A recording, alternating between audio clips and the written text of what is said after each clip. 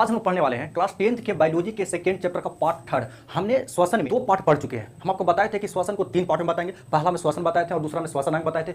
आज यहाँ पर हम लोग ना पूरा अंतर पढ़ने वाले हैं। जितना इसमें अंतर पूछता है, श्वसन और श्वासोच्छ्वास, श्वसन और दहन, श्वसन और प्रकाश संश्लेषण, प्रश्वास और उच्छ्वास, वायवीय और अवायवीय श्वसन, ये तो आपको पढ़ा चुके हैं फर्स्ट पार्ट में। यहाँ पर हम इसको नहीं बताएंगे। यहाँ पर हम इन चारों के बारे में पूरा डीप में पढ़ेंगे और आपको बताए थे भी कि क्वेश्चन कहाँ कहाँ पूछा था। इसमें पूछा हुआ क्वेश्चन है, ये भी पूछा हुआ, ये भी पूछा हुआ है, ये भी पूछा हुआ है। थर्ड नंबर क्वेश्चन नहीं पूछा हुआ लेकिन इंपॉर्टेंट है, ऐसा सवाल पूछ सकती है। तो आप इसका स्क्रीनशॉट लीजिए, फिर हम बारी बारी से सबको अंतर पढ़ लेते हैं।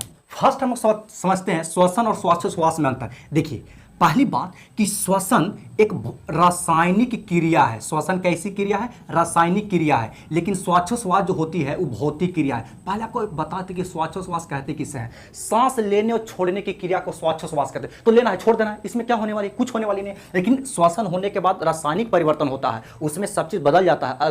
ऊर्जा बनता है, कार्बन डाइऑक्साइड बनता है, जल बनता है ग्लूकोज की मदद से। दूसरा, इसमें एंजाइम की जरूरत पड़ती है। इसमें किसकी जरूरत पड़ती है? एंजाइम की। लेकिन इसमें एंजाइम की जरूरत नहीं पड़ती है। थर्ड नंबर में होगा कि इसमें ऊर्जा का निर्माण होता है भैया श्वसन के दौरान, लेकिन सांस लेने और छोड़ने से ऊर्जा का निर्माण नहीं होता है। उसमें ऑक्सीजन अंदर जाएगा तब जाके काम होगा। इसमें ऊर्जा का निर्माण नहीं होता है। 4 नंबर में होता है यह कोशिका के अंदर होता है। यरवा श्वसन जो होती है कोशिका के अंदर होता है, यह कोशिका के अंदर होता है, लेकिन श्वासोच्छ्वास कोशिका के बाहर होती है। इतना बात आपको समझ में आएगा। 5 नंबर ये है, श्वसन ना सभी जीवों में होती है। कोई भी जीव है, सभी जीव में होती है। किसमें होती है? सभी जीवों में होती है। लेकिन सांस लेने और छोड़ने की क्रिया केवल उच्च श्रेणी के अंतर्गत आने वाली जीवों में होती है। तो किसमें होती है? उच्च श्रेणी के अंतर्गत आने वाली जीवों में होती है। तो ये बात समझ में आ गया। अब इसको स्क्रीनशॉट लीजिए, फिर हम लोग यार हम बोलते हैं आप लोग लिखते चलो यार, हम कितना लिखेंगे आप लोग को। हम लोग सेकंड समझते हैं श्वसन और दहन में अंतर। ये पूछा हुआ सवाल है, आपको बताया था फर्स्ट वीडियो में। तो देखिए श्वसन में फर्स्ट समझते हैं कि यह जीवों में होने वाली रासायनिक क्रिया है। पहली बात तो श्वसन जीवों में होती है और साथ ही साथ रासायनिक क्रिया है। लेकिन दहन भैया का दहन आप जलाने की क्रिया जीव को करते नहीं, निर्जीव को करते हैं। तो लिखेंगे यह निर्जीव में होने वाली रासायनिक क्रिया है। अगर आप रासायनिक न लिखेगा तो लिखेगा जैविक क्रिया है, यह अजैविक।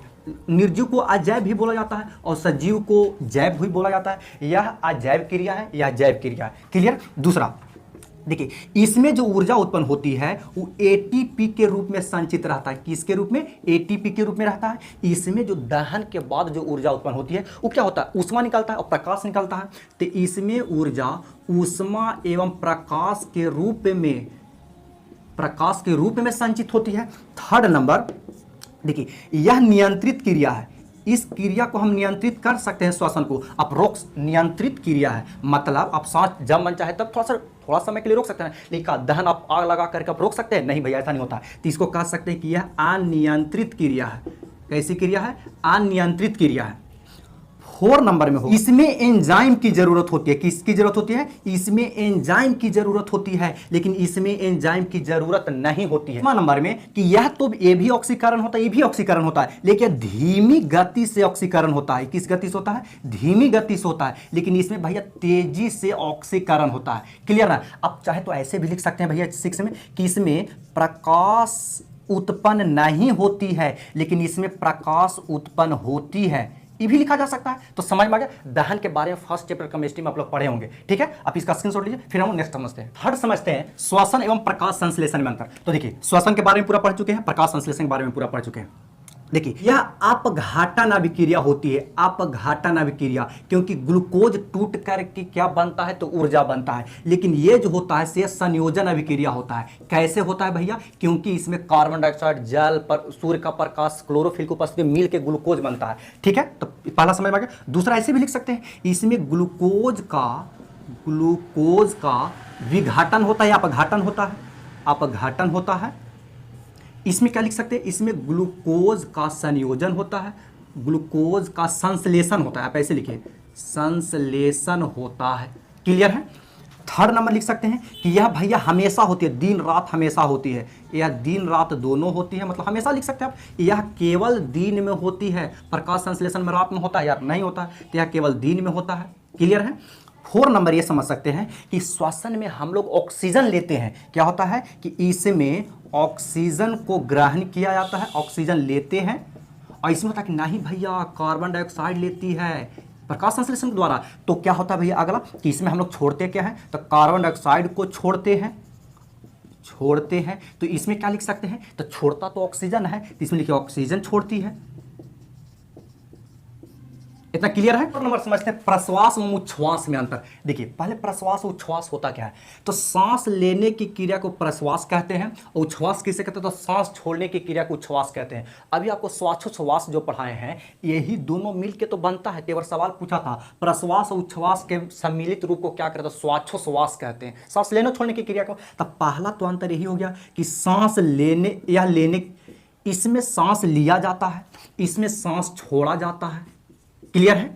अब देखिए सांस लेते हैं तो किस रूप में लिया जाता है, तो इसमें ऑक्सीजन को ग्रहण करते हैं। किसको ग्रहण करते हैं, ऑक्सीजन को ग्रहण करते हैं। तो इसमें क्या छोड़ा जाता है, तो कार्बन डाइऑक्साइड छोड़ा जाता है। क्लियर है। थर्ड नंबर में अब सोचो ना यार वाह, सांस आप लीजिएगा तो फेफड़ा का आयतन बढ़ेगा कि घटेगा, इसमें फेफड़ा का आयतन, फेफड़ा का वॉल्यूम बढ़ता है, इसमें फेफड़ा का आयतन घटता है। क्लियर है ना। अब देखिए तो थोड़ा सा जैसे मान लीजिए कि ये फेफड़ा है, ठीक ना, इसको हम समझाने के लिए आपको बना रहे हैं, और इधर भी ये फेफड़ा है। अब जब ये फैलेगा, सांस लेंगे तो फेफड़ा का आयतन जब फैलेगा तो एने पर जो पसली होती है हम लोग का, इस तरफ जो पसली होती है ये भी तो ऊपर की ओर बढ़ेगा। तो इसमें लिखेंगे कि इसमें पसलियां फैलती है। क्या होती है, फैलती है। क्लियर। इसमें क्या होता है, तो पसलियां सिकुड़ती है। क्लियर। अब देखिए ना नीचे क्या रहता है कि डायफ्राम रहता है, आप इसको नीचे लिख देते हैं। इसमें पसलियां क्या होती है, सिकुड़ती है। नीचे जो रहता है मांस का लोथड़ा रहता है जिसको हम लोग डायफ्राम कहते हैं। अब सोचिए ना ये जब फैलेगा तो हल्का नीचे की ओर आएगा ना यार। इसका मतलब ये हुआ कि इसमें डायफ्राम नीचे की ओर गति करता है। क्लियर। और इसमें क्या होगा भैया, जब सांस हम लोग छोड़ेंगे तो पिचकेगा तो ऊपर की ओर गति करता है। तीसरे में डायफ्राम ऊपर की ओर गति